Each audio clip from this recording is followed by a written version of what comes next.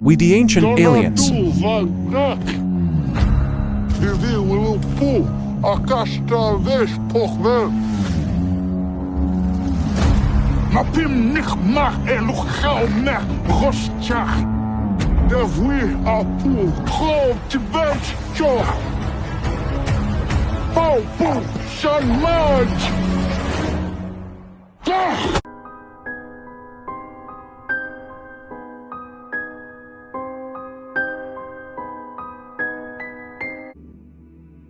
When the Anunnaki finally left Earth, their influence had reached every corner of the world, from Mesopotamia to India to South America.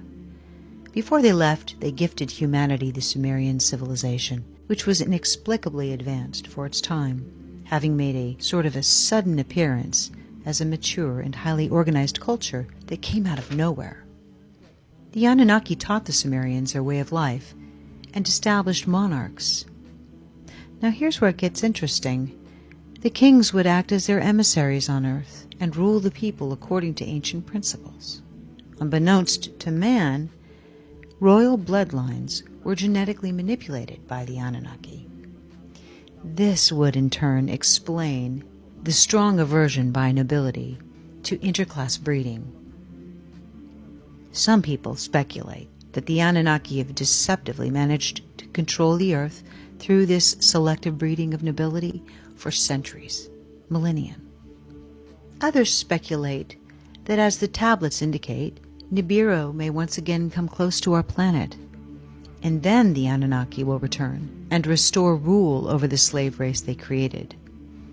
This would explain the secrecy around the Sumerian recorded history. Either way, 3,600 years approaches a new cycle. So now that you know what ancients reveal about our origins, perhaps you'd like to decide. This woman is a purported Nordic Anunnaki, a female extraterrestrial of the type which has come to be known as tall white. Her eyes are not red, but albino, which is to say that the irises, lacking any pigmentation, reflect the internal blood vessels of her eyes. Her hair also is a snowy albino white, and her complexion has the pallor of true albinism. But there is more. Her nostrils are tiny, and any exterior flanges of the nostrils appear to be absent.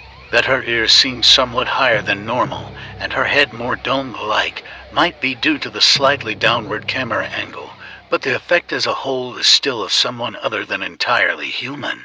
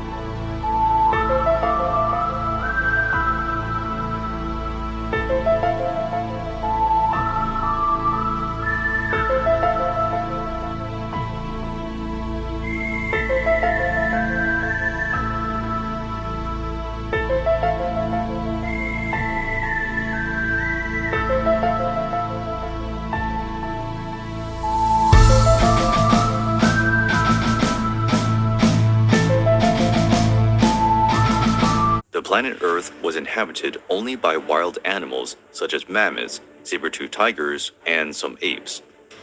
The Anunnaki settled in Mesopotamia and built a wonderful city called Eridu. In this city, there was a splendorous garden full of fruit trees and animals.